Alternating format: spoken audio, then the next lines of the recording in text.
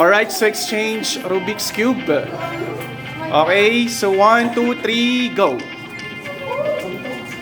Hello, what's up guys? Magandang gabi po sa inyong lahat.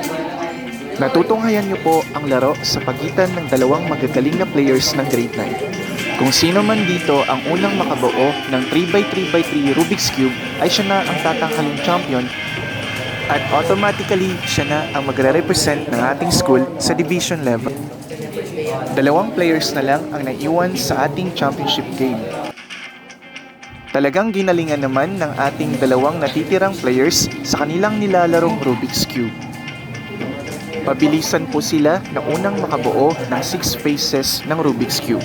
At kung sino man ang unang makabuo, siya na ang tatanghaling panalo.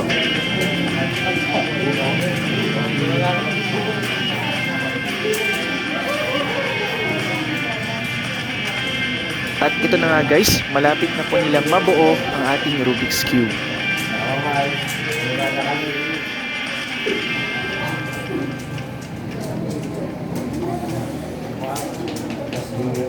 Okay, so we have a winner!